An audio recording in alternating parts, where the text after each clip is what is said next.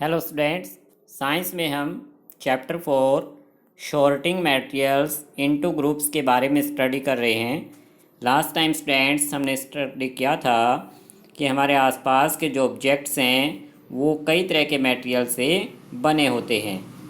So students, material वो things होती है जिससे कोई ऑब्जेक्ट बनाया जाता है। इसके कुछ एग्जांपल्स हमने लास्ट टाइम डिस्कस किए थे कि glass, metal, plastic, would, cotton, paper, mud और सॉइल, ये सभी मटेरियल्स के नेम हैं स्टूडेंट्स, क्योंकि इनसे बहुत सारे ऑब्जेक्ट्स बनाए जा सकते हैं। इसके अलावा और भी मटेरियल्स हो सकते हैं, उनके बारे में आपको खुद सोचना था। आज हम एक्टिविटी 1 स्टडी करते हैं। Let us collect as many objects as possible from around us. Each of us could get some everyday objects from home, and we could also collect some objects from the classroom or from outside the school. What will we have in our collection? So students, आपको बहुत सारे objects की को collect करना है अपने घर में। जो जो ऑब्जेक्ट आपके आसपास हैं, नज़र आते हैं, उनकी एक लिस्ट बना लेनी है।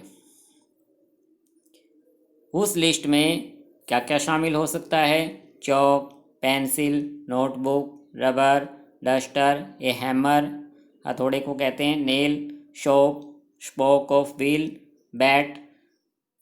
बहुत सारे ऑब्जेक्ट स्टूडेंट, इस तरह से आपने एक लिस्ट तैयार कर लेनी है।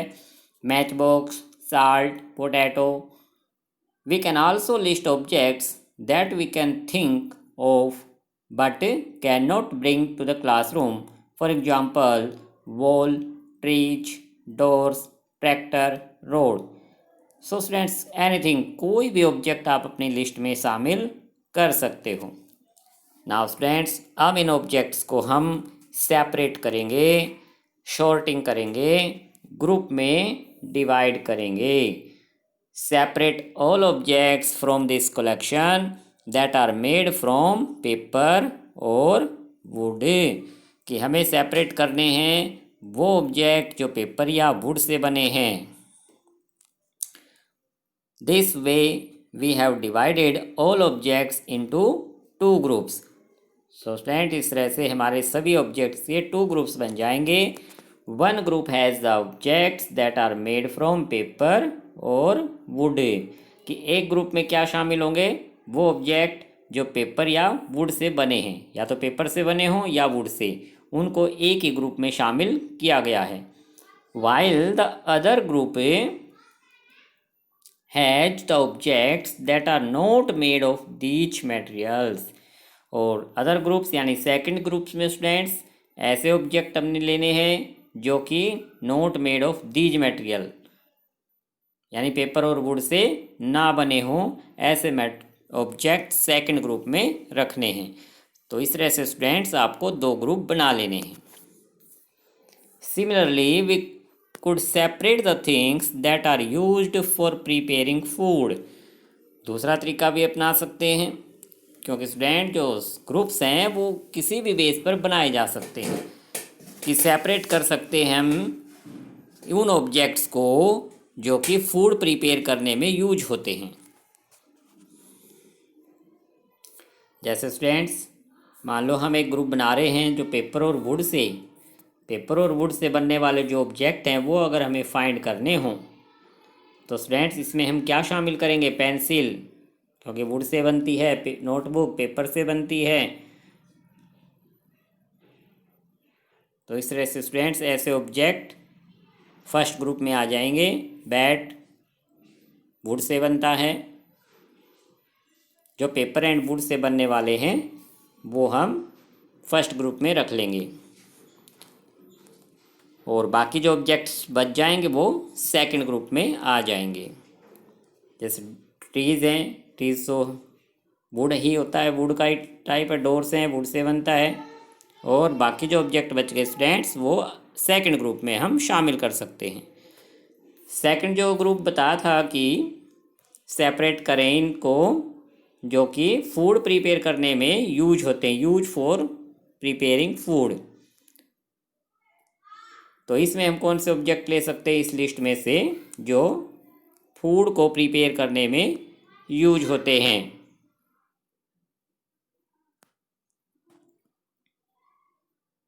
इनमें से कोई ऑब्जेक्ट नहीं है students.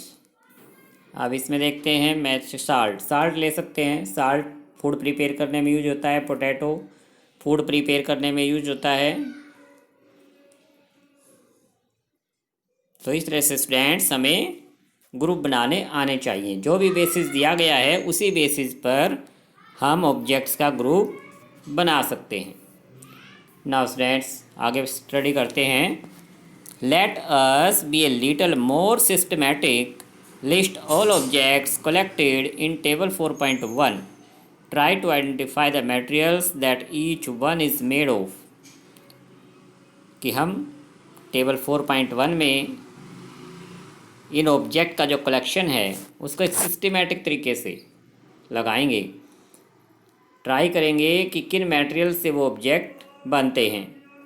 It would be fun to make this a large table collecting information about as many objects as possible. It may seem difficult to find out the materials out of which some of these objects are made. In such cases, discuss with your friends, teacher and parents to identify the materials.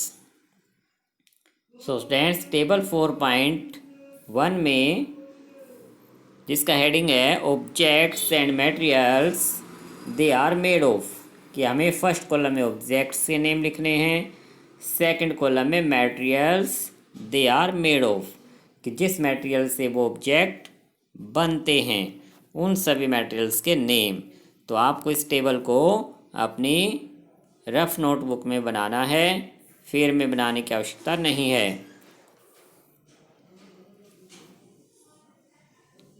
इस list को हम, इस table को जितना चाहें उतना आगे बढ़ा सकते हैं। जितनी भी हमारी लिस्ट बने कॉपी में, इस टेबल को जितना मर्जी हो हम उतना ही इसको इस तरह से बढ़ा सकते हैं। समझ लेना कि करना क्या है टेबल में। फर्स्ट कॉलम में स्टूडेंट्स ऑब्जेक्ट्स के name, for example one object लिखा है प्लेट यानी थाली। अब प्लेट या थाली जिन मटेरियल से बन सकती है उन सभी मटेरियल्स के नेम लिख देंगे। स्टील से बन सकती है प्लेट, ग्लास यानी शीशे की भी हो सकती है, प्लास्टिक की भी हो सकती है, एनी अदर और भी कोई ऑब्जेक्ट्स कोई मटेरियल हो सकता है। तो 2 या 3 जितने मटेरियल आपको नॉलेज है वो इस तरह से लिख देने हैं। सेकंड ऑब्जेक्ट लिखा स्टूडेंट पेन। पेन अब प्लास्टिक का भी हो सकता है, मेटल का भी। इसके अलावा अगर कोई और मटेरियल आपको ध्यान है कि वुड का भी बन सकता है पेन, वुड के भी पेन देखे हैं। इसी तरह से स्टूडेंट्स आपको फर्स्ट कॉलम में ऑब्जेक्ट्स के नेम लिखते जाना है, सेकंड कॉलम में जिन मटेरियल से वो ऑब्जेक्ट बन सकता है उन मटेरियल्स के नेम लिखते जाएंगे।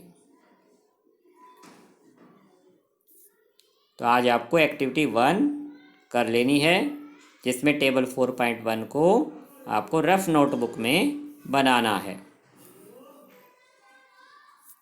Okay student, thank you.